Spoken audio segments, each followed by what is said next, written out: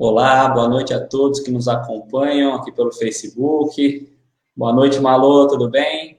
Boa noite, Leonardo, tudo bem? Boa noite também aos amigos que já estão aí acompanhando a gente.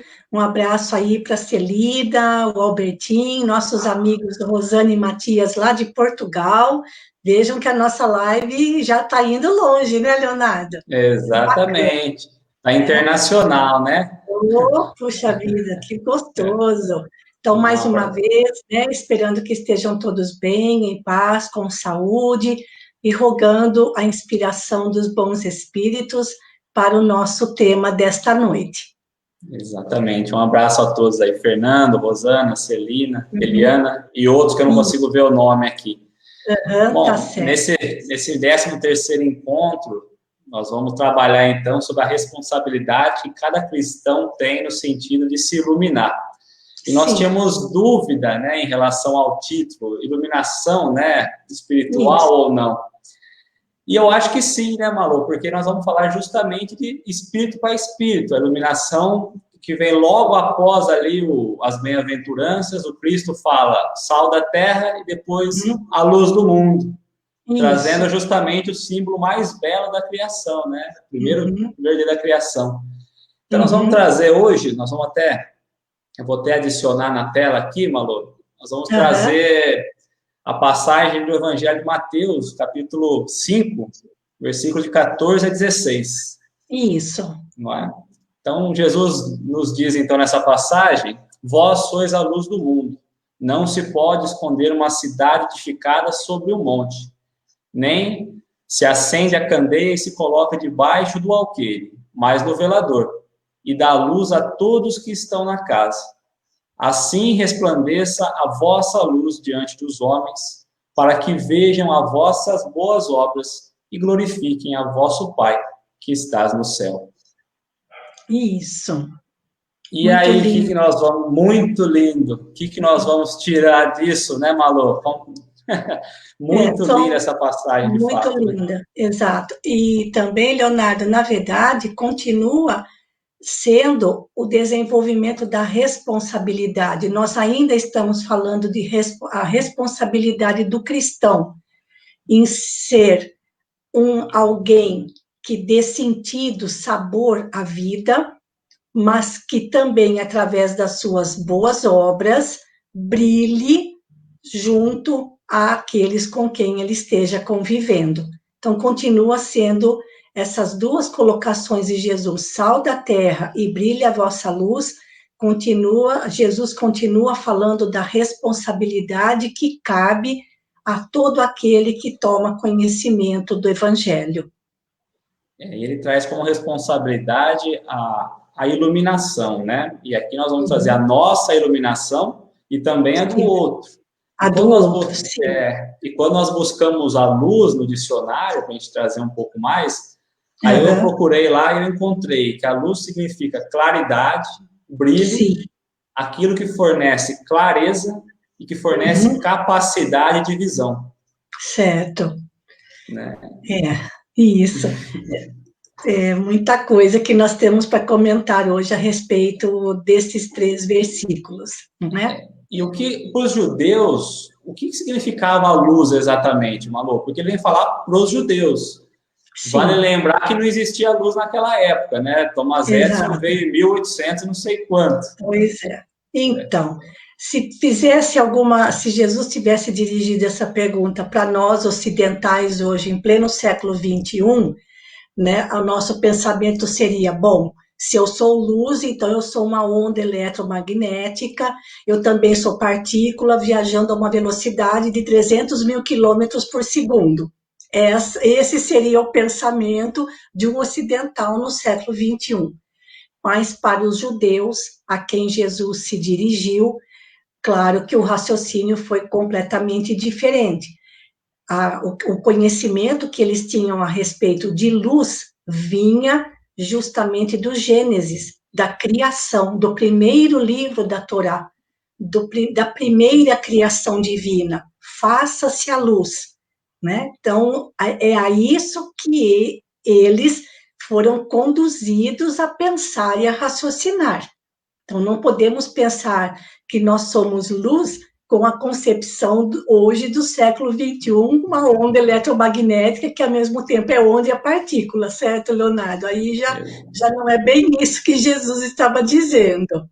E entender qual é essa luz também, né? Porque Sim. na Gênesis ele traz a luz no primeiro dia, a primeira criação, né? Sim, e isso. O Sol é a quarta criação, então não era de uma luz solar, era de uma luz diferente. Era uma luz que nós não conseguimos compreender nem conceber, né? Existe a luz material e existe a luz espiritual. A material nós conhecemos pela luz do sol, assim como eles. Quando ele fala, né, não pôr a candeia embaixo do alqueire, mas sobre o velador. Então, a luz produzida pela queima do azeite, de uma vela acesa, essa luz nós compreendemos muito bem. Agora, a geração, a criação dessa luz espiritual, aí foge a nossa capacidade de concepção e de compreensão. Porque essa luz que está na criação divina, no primeiro dia da criação, não é a luz material. Né? Então, é outra coisa que ainda falta um pouco de evolução para a gente compreender um pouco com mais profundidade. Poderíamos imaginar que seria uma luz que vinha do próprio Criador, né? Do próprio Criador, sim. Isso. E aí, para começar, então, a passagem, Jesus vai dizer, vós sois a luz do mundo, comparando os seguidores que estavam ali com ele como uma luz, trazendo a responsabilidade, de fato, para quem estava ali, de se tornar luz, de trazer os efeitos que a luz traz, né? E aí a luz seria, hoje a concepção de luz é o inverso das trevas, né? Da ausência de luz, né? Aliás, essa primeira passagem que ele queria dizer, Malô, nesse primeiro pedacinho aí. Então, a luz, Leonardo, é o único antídoto contra as trevas. A treva, a escuridão, ela não existe. O que existe é a ausência da luz. Assim como o mal, o bem é o único antídoto contra o mal, porque o mal por si só não tem vida própria, mas ele surge com a ausência do bem. Então a escuridão surge com a ausência da luz, não é?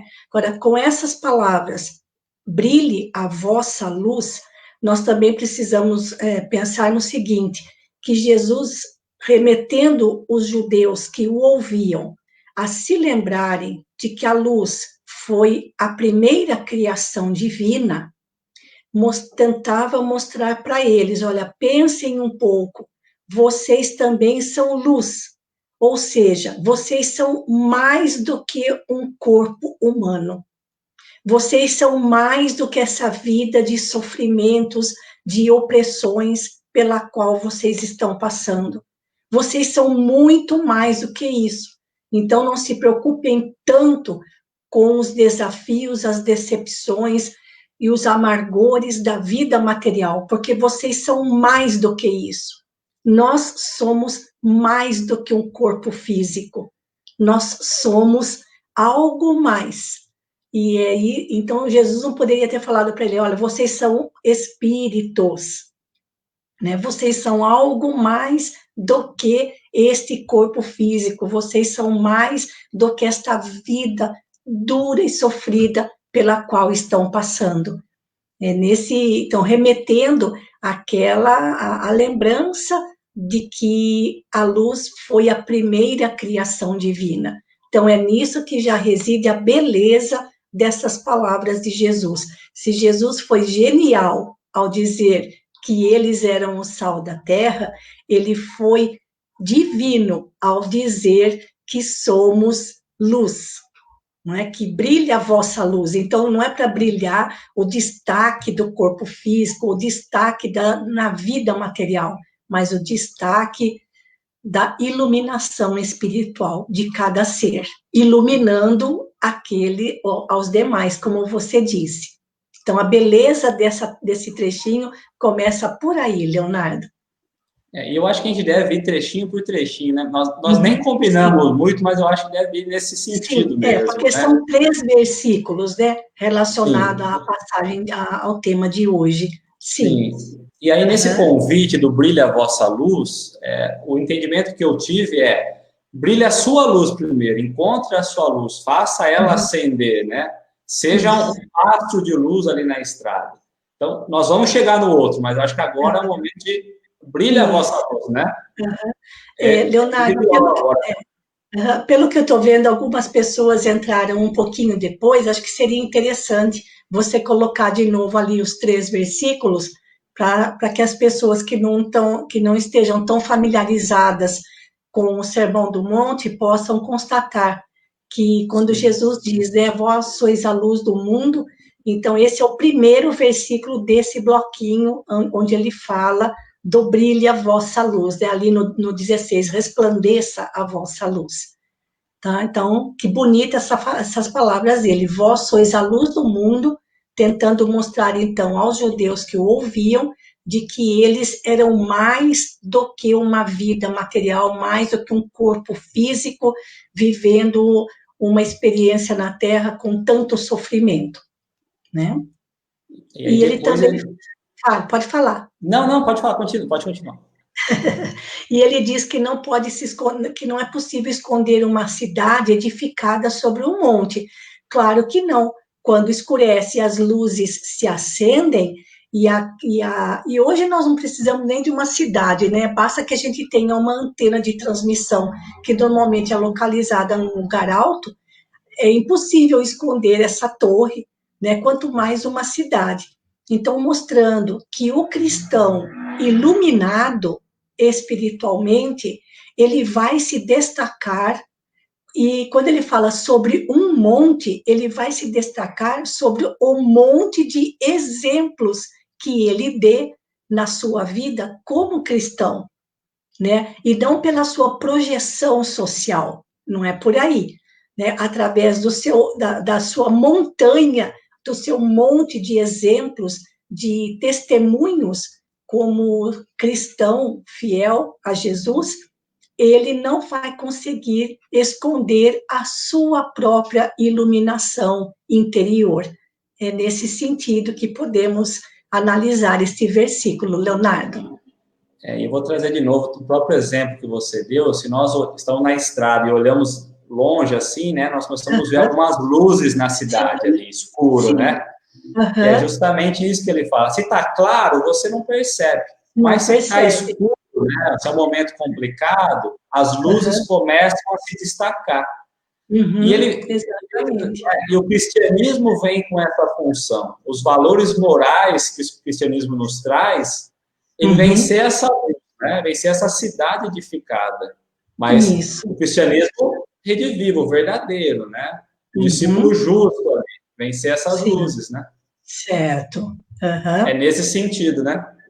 Mesmo porque quando você fala, né, que durante a noite a gente enxerga as luzes de uma cidade mais distante, e o momento da escuridão nós podemos considerar como sendo o momento das provas mais difíceis, os momentos de testemunho.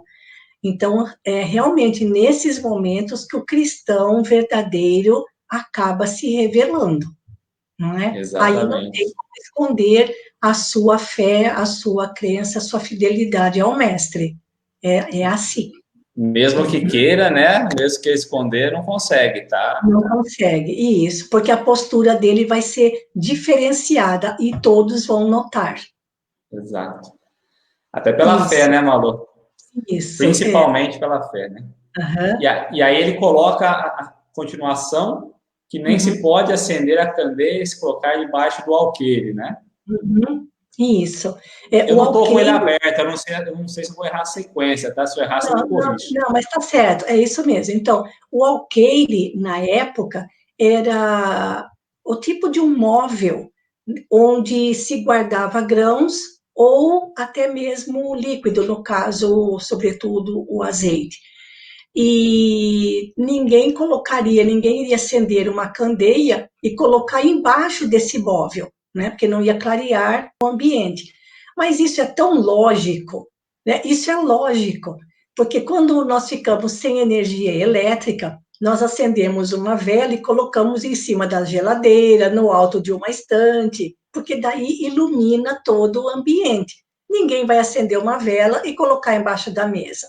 Então, o que significa isso? Que o cristão, ele não precisa se preocupar em se revelar, porque naturalmente ele será revelado e vai ajudar a clarear todos aqueles, ou seja, o ambiente onde ele esteja. E esse ambiente, claro, começa dentro da própria casa, da casa para a oficina do trabalho para a nossa, olha lá, que bonitinha, e do trabalho para a nossa casa religiosa, e da casa religiosa para a vida em comunidade. Então, o cristão não precisa ficar preocupado em se revelar. Ele naturalmente será revelado, assim como naturalmente acendemos uma candeia e colocamos em cima de um móvel e não embaixo dele.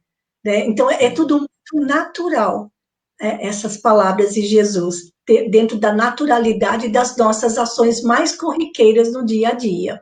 Né? Que às vezes pode falar, tem que colocar em cima do alqueire, então já fica com aquela preocupação, né? Será que eu vou precisar me destacar socialmente? Será que eu tenho que me destacar no meio religioso ao qual eu pertenço?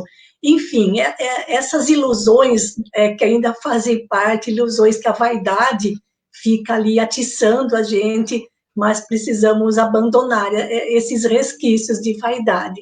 Naturalmente, nos momentos de testemunho, o cristão se revelará naturalmente.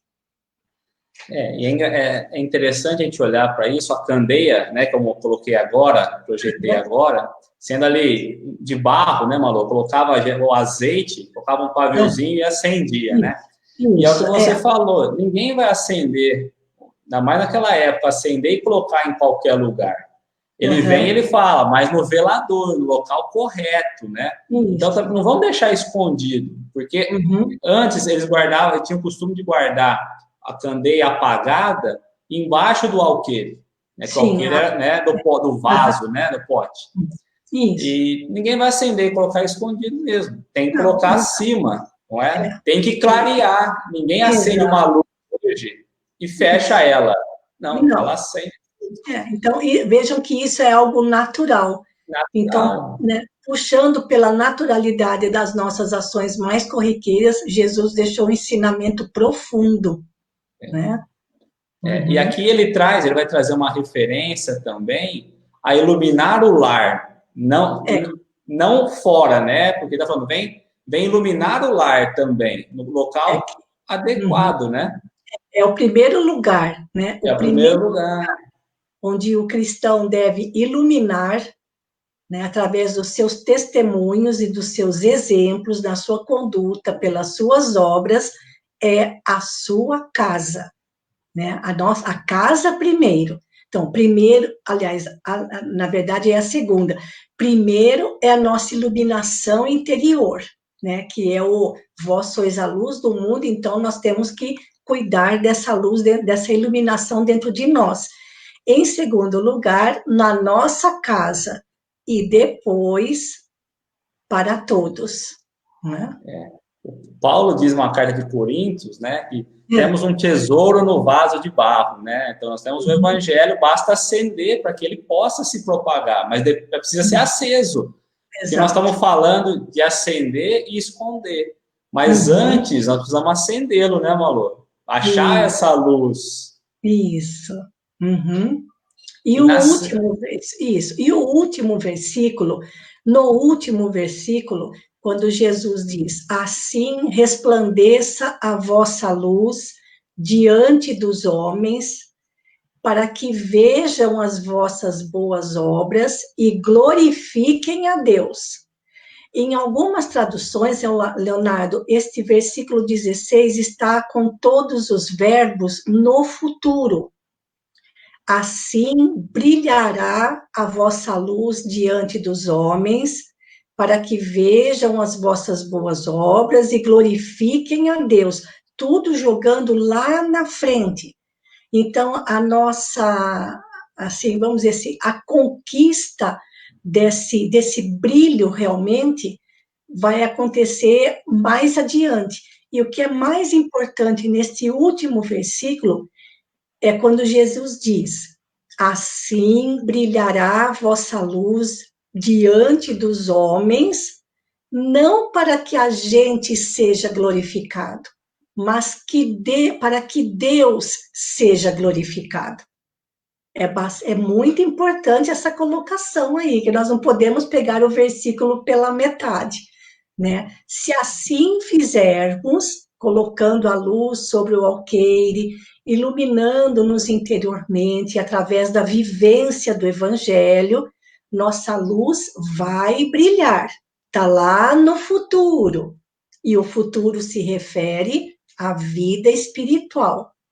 Então, para que vejam as vossas boas obras, então aí vem lá a questão do testemunho, né? O monte de exemplificação pelas suas obras, e deem glória ou graças a Deus.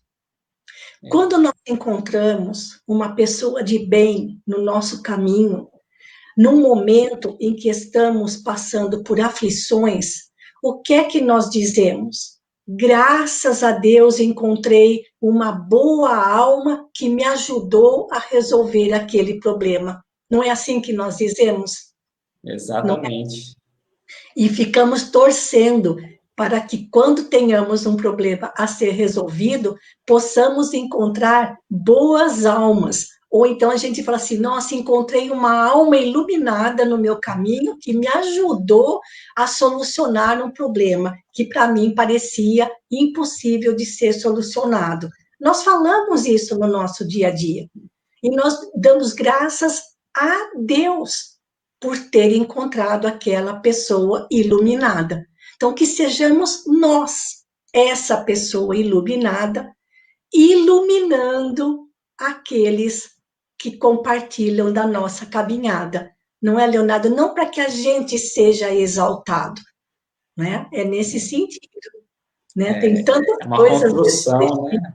Uhum, É uma sim. construção que vai levando nós ao futuro mesmo, não é o agora, né? Uhum. Fé sem obras é fé morta, né? A fé sem obras é Preciso, morta. Exatamente. são as Isso. obras que vão nos mostrando ali no dia a dia, no caminhar, e aí no futuro, não mais só na nossa volta, mas agora Uhum. sim, essa luz a todos, né? No plano Uhum. espiritual, que vai nos Isso. capacitar. E remetendo a quem? Ao Pai. Ao Pai, exatamente. E mais uma coisinha que a gente acabou passando, batido no versículo 14, quando Jesus diz: Vós sois a luz do mundo. Mais adiante, no Evangelho de João, ele tem um trecho onde é conhecido como os 7 eu sou. E um desses eu sou é quando Jesus diz: Eu sou a luz do mundo. Mas então, peraí, ele é a luz do mundo. E ele disse lá no Sermão do Monte que nós é que somos a luz do mundo. Como é que pode isso? Ele é luz e nós somos luz. Isso é maravilhoso, Leonardo, porque Jesus está mostrando que tanto ele quanto nós somos feitos da mesma essência. É a mesma essência divina, aquela luz que não conseguimos conceber, que foi a primeira criação divina. E é desta essência divina que todos nós somos constituídos ou criados. Com isso, ele se coloca no mesmo, assim, na mesma origem, né? Todos nós temos a mesma origem, assim como ele, né? Só que a luz de Jesus, a luz espiritual de Jesus, nos envolve a todos, estamos todos mergulhados nela. Mas é a mesma essência, nós temos a mesma origem, que é a criação divina no seu primeiro momento. Né? É o Fiat Lux, como diz, né? Faça-se a luz. É tão lindo, é tão poético esse início do livro da Gênesis no Antigo Testamento. Muito bonito. e ele vem trazer a luz, né, no eu sou, ele vem trazer a luz como sendo a revelação, né, ele revelando o Pai, né, ele fazendo aliança entre o homem e Deus, mas ele revelando o Pai mesmo, né, e também trazendo, revelando a nossa responsabilidade aqui na Terra, né? Então as duas... Ó, a Eliana colocou o seguinte, é verdade, ó, no momento difícil, sempre pedimos a Jesus, Jesus, me dá uma luz, não é? Exatamente. Isso, mas nós já estamos mergulhados na luz de Jesus, só precisamos entrar em sintonia com ela, não é? E se dá através da prece. Mas nós temos muitos ensinamentos também a respeito desses 3 versículos na doutrina espírita. O espiritismo, ele nos traz muitos ensinamentos também a respeito dessas palavras de Jesus. Não é, Leonardo? Eu fico imaginando se nós, lá atrás, há mais de 2000 anos, nós tivéssemos entendido isso e atendido o desejo do Cristo de acender essa luz em nós, né? Como nós estaríamos, né? Não podemos imaginar que todos os que ouviram Jesus tenham compreendido, né? Mas como eles conheciam de cor e salteado toda a Torá, iriam se lembrar de que a primeira criação divina foi justamente a luz, mas não a luz material, né? Porque o sol só seria criado no 4º dia. Então, ele está se referindo a outra coisa. Exatamente. Que não conseguimos conceber ainda. E aí nós podemos nos perguntar, antes de entrar na contribuição do Espiritismo, né? Mas que luz é essa? Porque eu não vejo, né? Então, mas a luz é igual na praia. Às vezes nós vamos na praia e falamos, hoje não tem sol. Não tem sol, mas queima, né? Porque a luz penetra. Então não é a luz como nós de fato conseguimos perceber, mas é uma luz infravermelha, ou seja, são outros tipos de luzes, né? A radiação ultravioleta, então tem muitas formas que elas existem e nós não conseguimos visualizar, não é? Exato. Na própria Gênesis, quando ele vai falar da água em estado líquido, quer dizer que tinha temperatura. Para ter temperatura, tem que ter uma fonte de energia, né? Também é bonito, mas é complexo, né? Isso. E mais uma coisinha, Leonardo, apesar de que isso nós vamos encontrar ali nas colocações de Emmanuel. No nosso caso, na questão da luz material, para que ela possa surgir, é preciso que haja um combustível e um meio de fazer com que esse combustível seja, vamos dizer assim, empregado para que a luz surja. Então, nós vemos no filamento da lâmpada, nós vemos ali na questão da vela, na questão do azeite, tem que ter o azeite, tem que ter o pavio para que a luz possa surgir, né? Então, tudo isso envolve uma movimentação de recursos íntimos de nós mesmos para que essa iluminação espiritual possa surgir. Resumidamente, muito esforço próprio. Muito esforço. Esforço e vontade. Onde a gente vai se consumindo, mas assim como a vela, conforme ela vai se consumindo, assim como a lamparina vai consumindo o azeite, é porque ela está iluminando, né? Exatamente. E aí nós vamos entrar um pouquinho na contribuição do Espiritismo, né, Malu? Acho que direto no Livro dos Espíritos. Vamos lá. Eu vou no Evangelho, eu tirei 3 pedacinhos do Evangelho, no capítulo 24, né? Eu tirei 3 pedacinhos. Primeiro ele coloca assim, ó, sem a luz da razão, a fé enfraquece. Né? Depois eu peguei, Jesus vai dizer, né? Tudo que está oculto um dia será revelado. Então, naquela época ele falava muito em parábolas, porque muitas coisas não eram compreendidas. E a doutrina vem justamente para tirar um pouquinho esse véu e trazer esses ensinamentos, né? Por isso eu quis trazer antes do Livro dos Espíritos. Sim, sem problema. E depois, mais à frente, ele vai dizer, o Espiritismo vem lançar luz na humanidade sobre alguns pontos obscuros. Então, aquilo que não era compreendido, passa a ser compreendido, né? Isso, não vai ficar nada oculto, assim como a candeia não fica embaixo do velador. Exato. Né? Conheceremos. E a contribuição da doutrina é justamente abrir um pouquinho o nosso entendimento. E aí eu trago a pergunta 88, então, que é a pergunta-chave, né, para nós nesse ensinamento. Isso. Você consegue... Sim, você consegue... consigo sim. Na parte segunda, no segundo livro, porque o livro dos Espíritos ele é composto de 4 partes, né? Então, na segunda parte, no primeiro capítulo, Kardec faz a seguinte pergunta aos benfeitores espirituais. Os espíritos, com letra E maiúscula, designando, portanto, o espírito encarnado ou desencarnado, tem forma determinada, limitada e constante?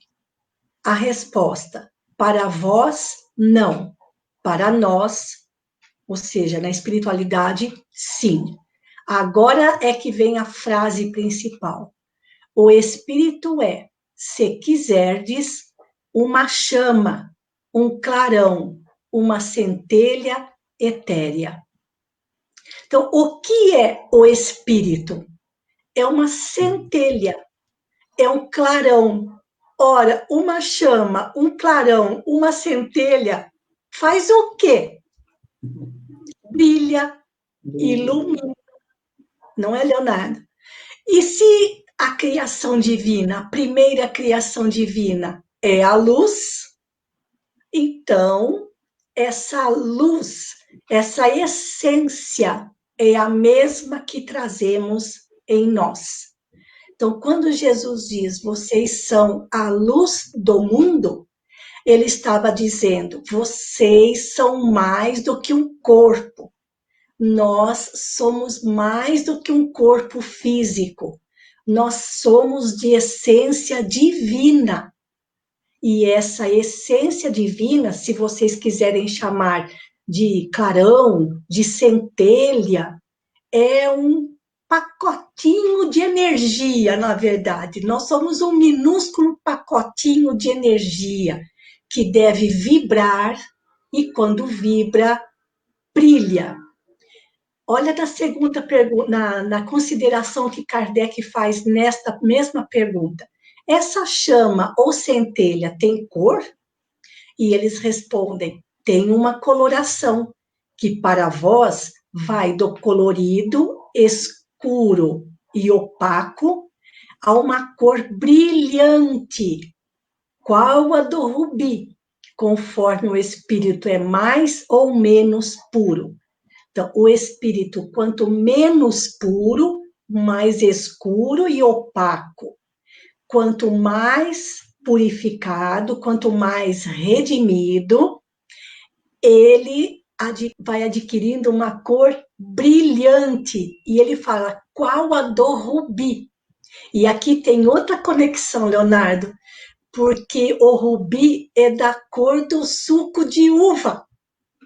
E o símbolo da doutrina espírita é a parreira, é a rama da videira, né?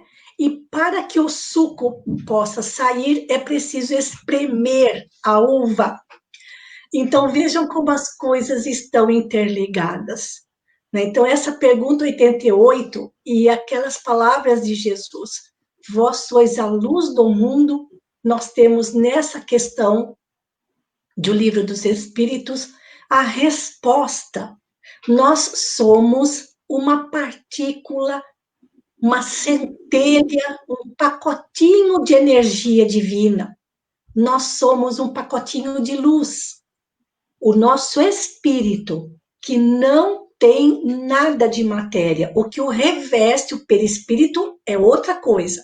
Nós estamos falando do espírito propriamente dito, é o que ele fala ali, olha. Então, nós somos uma pequena centelha, essência divina. E então, quando Jesus diz, vós sois a luz do mundo, qual o ensinamento que ele está passando para nós? Nós somos espíritos numa experiência no corpo físico. E não um corpo físico que recebe uma alma para uma única experiência na Terra. Percebem a diferença? Não é, Leonardo? Nosso espírito é que é a essência principal numa experiência passageira no corpo físico. É isso que Jesus estava tentando fazer com que aquelas pessoas tivessem a primeira noção. A vida de vocês é difícil, vocês sofrem muitas opressões, vocês estão aí esquecidos, abandonados, humilhados, chorando, aflitos. Mas vocês são mais do que isso. Vocês são mais do que uma existência terrena, passageira e sofrida. Vocês são luz. Portanto, vocês são de essência divina. Isso é maravilhoso, Leonardo. Eu fico encantada com essa pergunta 88 e essas palavras de Jesus, que nós somos luz, não é? Exato. Não é? E a ligação que faz, né? Essa pergunta 88 é justamente a ligação que nós vamos fazer com essa passagem mesmo. Sim. E quando ele traz centelha etérea, nós vamos trazer para o éter, referindo aquilo que é sublime, aquilo que é divino, né? É tudo licenciado, sem matéria, sem matéria alguma, né? Dentro daquilo que a gente consegue compreender, por enquanto, né? E como nós sabemos, o E maiúsculo, que representa tanto o encarnado como o desencarnado, o espírito só. E por isso, do título, né, iluminação espiritual, sim, porque seria o E maiúsculo, né? É como um espírito como um todo, né? Independente da carne, do corpo, né? Exato. É como o diamante.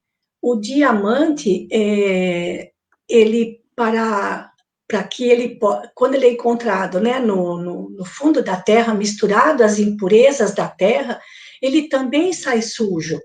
E conforme ele vai sendo lapidado, polido, ele vai adquirindo um brilho maravilhoso, incrível. O diamante é a figura que mais consegue exemplificar essa questão.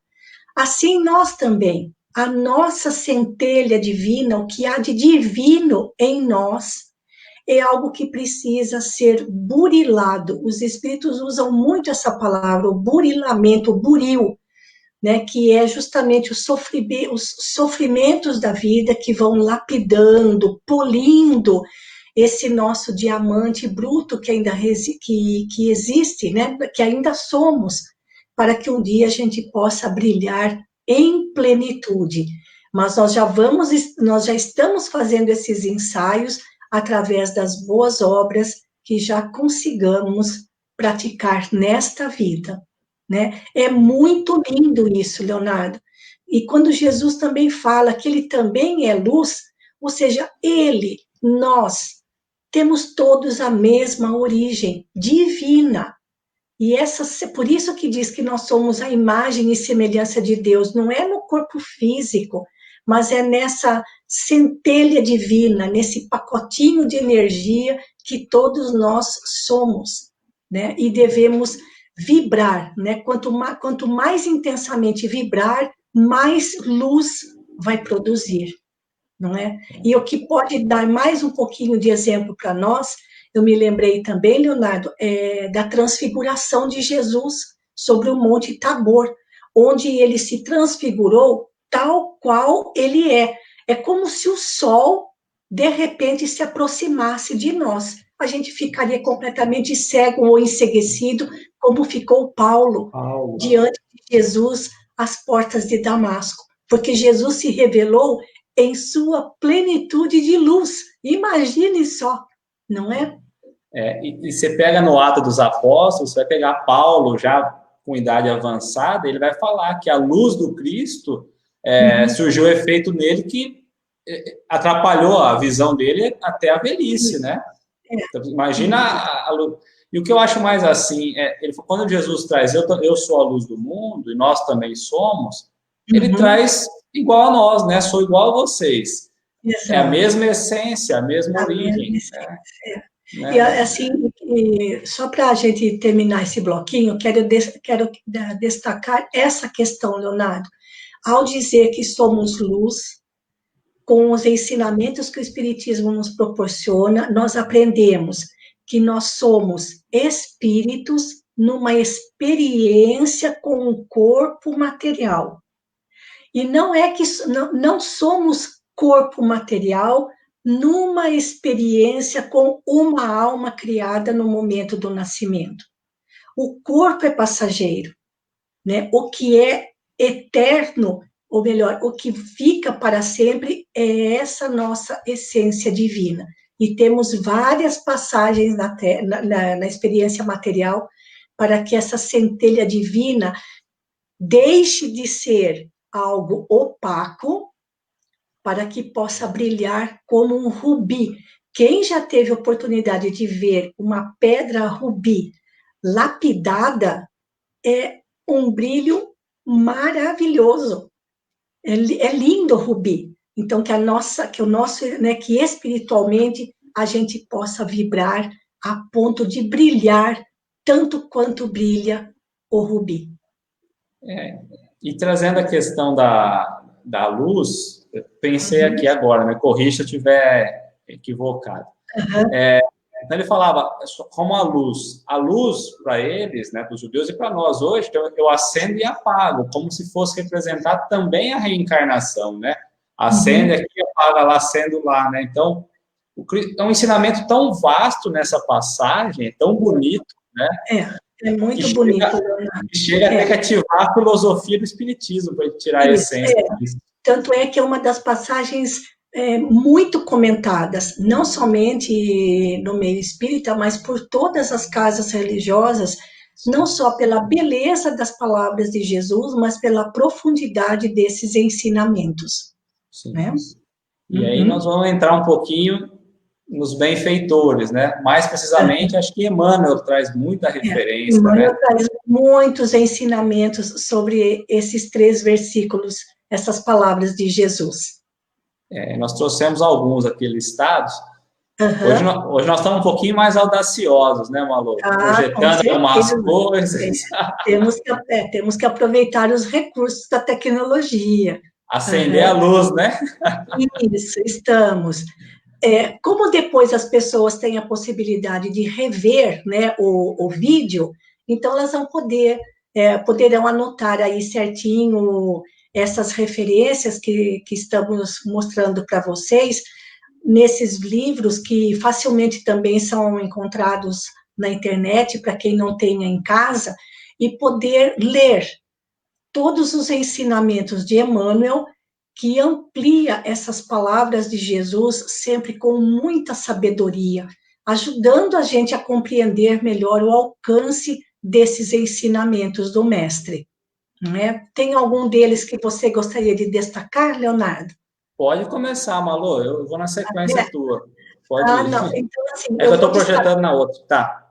Tá bom, pode voltar aqui na nossa tela normal mesmo, não tem problema não, porque eu tenho alguma coisinha anotada aqui. Eu tenho muita coisa, então fica, né? Acaba se perdendo. Com exagero, No livro Caminho, Verdade e Vida, no capítulo 76, Emmanuel ensina que aquele monte, né, é o monte que nós falamos, que brilha a vossa luz, que brilha, vós sois a luz do mundo, e que não se pode esconder uma cidade edificada sobre um monte. Então, não é possível ao cristão se esconder nos momentos de testemunho, mas que esse monte é um monte de exemplificação, é um monte de testemunhos, porque, na verdade, a vida do cristão, fiel a Jesus, é um constante desenrolar de testemunhos, não é? E com isso ele vai se edificando interiormente. Não é uma construção exterior, é uma edificação interior. Isso Emmanuel desenvolve no Caminho, Verdade e Vida, capítulo 76. No livro Fonte Viva, no capítulo 105, Emmanuel destaca qual é a missão da luz. Assim como o sal tem uma missão, a luz também tem. E você já tinha falado isso logo no começo, né? Quando você pegou a definição de luz. Mas aqui é diferente, né? Não, mas a tarefa da luz, assim como vamos pensar na nossa luz material. Assim como foi fácil falar qual é a tarefa do sal. A missão da luz: clarear, iluminar, e também até asserenar. Porque veja que curioso, Leonardo, uma fogueira, né, quando assim, a questão da fogueira mesmo, né, não da luz que a gente simplesmente aperta o botão e liga, e nem da lamparina que se acende, mas a questão do fogo, da fogueira. Quando se acende uma fogueira, a primeira sensação que ela traz é de iluminar, e depois do iluminar é o serenar, porque o fogo também traz serenidade, ele traz confiança, né? Assim como quem tem um fogão a lenha, né? Como diz a minha irmã, que na cidade onde mora é muito frio, e ela tem um fogão a lenha, ela diz, eu vou ligar o fogão a lenha. Então, quando, né, põe a lenha e começa a queimar, aquilo traz tranquilidade, assim, eu tenho lume, eu tenho luz, né? Acalma, é o conforto, né? Ele acalma, exatamente. Então, por isso que Emmanuel diz também que uma das tarefas da luz é asserenar, é acalmar. Quem é que se sente à vontade num lugar escuro? Né? É instantâneo, né? É imediato da gente ir lá e procurar acender, nem que seja um palito de fósforo, para que faça um pouco de claridade no lugar, não é? Quando está Então, tudo escuro, a gente acende um palitinho de fósforo, que seja, parece dar um alívio, né? exatamente, Aquele pontinho. exatamente. Porque a escuridão, ela traz insegurança, e a luz clareia, não é? E a escuridão traz cegueira, né? A gente não consegue ver. Mas só para a gente não sair desse fonte viva, Malu, eu coloquei a missão, Emmanuel traz assim, né? A missão da luz é clarear caminhos, varrer sombras e salvar vidas. Olha. Não é? Depois ele coloca cristão sem espírito de sacrifício é lâmpada morta no santuário do Evangelho. Essa é pesada, né? Essa é pesada, Cristão sem serviço. Por isso que ele fala lá no final, né? Resplandeça a vossa luz diante dos homens para que vejam as vossas boas obras, não é? E aí no finalzinho ele coloca, a luz não argumenta, mas sim esclarece e socorre, ajuda e ilumina. Né? É muito lindo, é muito... puxão de orelha, né? É lindo. Ainda no livro Fonte Viva, no capítulo 81, ele também diz o seguinte, que nós precisamos compartilhar a luz que nos ilumina. E nesse compartilhar surge a fraternidade. Olha que lindo, Leonardo. Nós não queremos, Jesus não disse em nenhum momento para que a nossa luz se projetasse sobre a luz do outro, né? Para que a gente não deixasse que o outro também brilhe a sua própria luz, mas que a gente compartilhe. Olha que coisa bonita, né? Compartilhar a nossa iluminação, aquilo que a gente já consegue compreender e enxergar melhor, que a gente também saiba compartilhar. E também ele fala muito no Caminho, Verdade e Vida, de novo, da nossa necessidade de auto-iluminação. E como é que a gente consegue se auto-iluminar? Estudando, praticando boas obras, voltando para trás todas as virtudes que já trabalhamos desde a primeira bem-aventurança, Leonardo. Vivenciando o Evangelho. É assim que nós nos iluminamos. Assim. Não é só o falar, né? É preciso praticar, é ser o exemplo, né? Lá no Fonte Viva, no 81, ele vai colocar, não ouvides que a candeia viva da iluminação espiritual é a perfeita imagem de ti mesmo. E aí eu trago uma reflexão, a gente só consegue iluminar o tanto que somos iluminados, né? Nós somos o reflexo do Pai, o reflexo do alto, mas nós só refletimos de acordo com o nosso burilamento. É igual um cristal mesmo, ele reflete, né? exato. Como está o nosso tempo, Leonardo? Porque hoje a Tem algum caos? Oi? Tem algum caso do Chico? Então, Claro vamos que temos nele. um caos de Chico Xavier, que, aliás, a minha irmã já me pediu faz um tempo para que eu contasse, e eu disse para ela que no momento oportuno. Então, hoje chegou o momento oportuno de falar sobre esse caso de Chico. Lembrando que Chico vivia com uma família muito grande, em grande pobreza material. Ele não tinha relógio, muito menos despertador, para levantar cedinho e ir para o trabalho lá na Fazenda Modelo. Então, eu fico pensando que noite sobressaltada, né? Sempre com medo, achando que já tinha passado da hora, né? De levantar e ir para o trabalho. Só que certa vez ele acordou achando que ele realmente estava perdendo a hora e saiu bem apressado de casa. E quando ele passou em frente à casa de uma senhora conhecida dele, ela estava esperando por ele no portão, porque na noite anterior ele havia psicografado uma receita de Bezerra de Menezes para aquela senhora que tinha problemas de saúde, mas ela não havia compreendido o que Bezerra de Menezes estava orientando para que ela fizesse, ou talvez ela não soubesse ler. Então, ela estava esperando o Chico passar, porque era caminho dele passar em frente à casa dela, para perguntar a ele, para que ele explicasse melhor o que o doutor Bezerra tinha recomendado para ela. Mas como o Chico estava muito preocupado que ele que fosse perder a hora de entrar no trabalho, porque ia a pé também, né? 7 quilômetros a pé. Aí ele falou, não, olha, eu estou apressado, já perdi hora, então na volta eu passo aqui e explico para a senhora. E continuou ali com os seus passos apressados. Essa passagem é bastante conhecida. Aí Emmanuel, é isso que eu fico impressionada, Leonardo. Emmanuel, que tinha acordado mais cedo, talvez, né? Falou para ele: não, não, Chico, você tem tempo ainda. Volte lá e explique para aquela irmã, porque ela tem necessidade. E Chico voltou. Aí ela disse para ele: eu sabia que você ia voltar. Olha como ela já confiava na bondade do coração dele. E realmente ele voltou tranquilo, explicou o que precisava e depois pegou o caminho de novo para ir para o trabalho. Emmanuel, que estava ali só acompanhando o desenrolar dos fatos, disse para Chico, depois de alguns passos, olhe para trás. E ele viu uma corrente de luz que vinha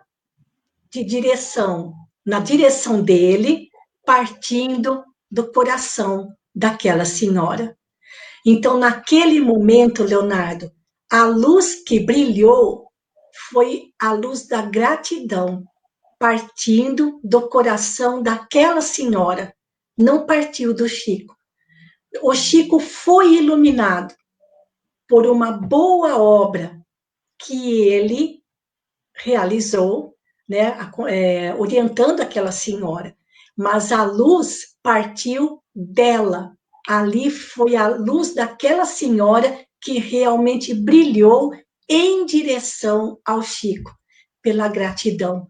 E ainda Emmanuel diz para ele, já pensou se você não tivesse atendido ao pedido dela, o que ela não teria feito, né? O que corrente de sombras, né, e de tristeza, né, por não ter sido auxiliada naquele momento e ela precisava. Então, aí isso deixa muito claro para a gente, né, que foi uma boa ação do Chico que o iluminou pela gratidão do beneficiado. Olha que coisa mais rica, Leonardo, que exemplifica tão bem a passagem de hoje. Então, está contado o caso, tá bom, minha irmã? Era esse o caso que ela mais gosta de Chico Xavier e que cai tão bem na lição de hoje. E a Rose colocou um texto e nós podemos pensar nisso também. Ó, ela colocou assim, ó, se nos compararmos ao fogo da vela, quando mantemos a nossa chama acesa, conseguimos acender outras chamas, né? É o que o Chico fez, né? O Chico foi com a chaminha dele, foi lá acender outra chama. Exatamente, isso. Exatamente. É o que Jesus fala, né? Que as outras pessoas glorificarão a Deus através das nossas boas obras. É exatamente isso. Que consigamos nos livrar desse egoísmo, dessa vaidade que envolve os nossos corações, nossos sentimentos, que possamos, de fato, ascender, né, A gente vê os casos de Chico, a gente fala, gente, nós estamos tão longe, a gente ia ido embora, nem voltado teria, eu acho, né? Exato, exato. Leonardo, o nosso assunto é tão gostoso, essas palavras de Jesus são tão maravilhosas que a gente poderia passar a noite lendo os textos de Emmanuel, comentando e aprofundando mais cada versículo, cada colocação que Jesus fez, mas a gente também, eu não estou acompanhando o tempo, mas para que a gente também dê oportunidade para os nossos amigos, né, que estão ali dando aquela força para nós, em nossos encontros no domingo à noite, para que eles também possam expor seus pensamentos. Hoje em especial, nós não temos nenhuma pergunta. Deixa eu ver na outra, mas eu acho que não tem nenhuma também. Nenhuma colocação? Não. Não. Não, Malu, hoje não temos nenhuma pergunta, mas nós estamos lá nos 56 minutos já também, né? Passamos um pouquinho. Quase chegando já. Leonardo, eu só queria destacar que eu não me lembro em qual dessas obras de Emmanuel, onde ele fala justamente do sacrifício da vela. Ele toma como exemplo o sacrifício da vela e o sacrifício da candeia, né? Porque no caso da candeia, o óleo, o pavio, eles são consumidos para que a luz material possa surgir. Né? A mesma coisa na vela, né? A parafina, o pavio, eles vão se consumindo para que a luz possa surgir e iluminar a todos. Assim é o cristão, né? Que ele também vai consumindo as suas forças, as suas energias para se iluminar através do seu esforço, da boa vontade, das suas boas obras, não para que ele seja o holofote da vida, mas para que o Senhor seja glorificado, hoje e para todo sempre. Não é o amor próprio, né? Pelo contrário, a gente vai colocando vontade, esforço, mas não para o amor próprio, né? Exatamente. De fato, a trazer a imagem do Pai, como Cristo colocou, né? Revelar o Pai, né? Outra coisa que eu me lembrei, Leonardo, quando os espíritos dizem que o espírito é uma chama, né, que é uma centelha divina, e Jesus diz, vós sois a luz do mundo. Então, quando perguntam para você, quem é você? O que é que você responde? Tem que responder, eu sou a luz do mundo, né? Deveríamos dizer, eu sou a luz do mundo. Mas a gente fala o quê? Eu sou a Maroísa, eu sou o Leonardo. Não, eu estou Maroísa. Você está Leonardo. Nós somos espíritos, centelhas divinas, atualmente encarnados, porque também só tem duas opções, ou está encarnado ou está desencarnado. Mais ou menos não dá, né? Meio encarnado, nem meio desencarnado. Então, o que nós somos no momento é o que nós somos e devemos ser sempre, espíritos, centelhas de vidas, né, em processo de purificação, até alcançarmos o brilho do rubi. A personalidade Maroísa, a personalidade Leonardo são passageiras. O que é que nós somos de fato? Espíritos, centelhas divinas, a luz do mundo. A luz do mundo. Assim como Jesus, não é? Muito Maravilhoso. lindo, né? Maravilhoso. Vai continuar na próxima semana, porque é tão lindo esse assunto. Nossa. Não, mas nós vamos adiante, né? Nós temos que agradecer por essa oportunidade. Foi muito lindo. Um beijo a todos que nos acompanharam. Estamos com 30 pessoas nos acompanhando em tempo real agora, Malu. Um grande beijo a todos, um beijo para você. Hoje foi uma uma lição muito linda, maravilhosa. Nossa, enche o coração, né? Enche o coração de alegria, exatamente. Eu também agradeço, como sempre digo, Leonardo, a oportunidade que você me proporciona de contribuir com a divulgação do Espiritismo e do Evangelho à luz do Espiritismo. Agradecemos de coração ao carinho de todos os que estão acompanhando conosco esta noite, os que vão acompanhar depois, porque às vezes não podem nesse horário.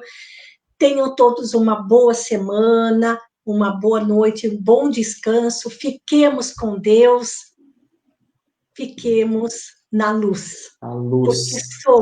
Porque nós somos luz. Luz. Muita luz a todos, né? Um grande beijo a todos. A todos. Fiquem com Deus.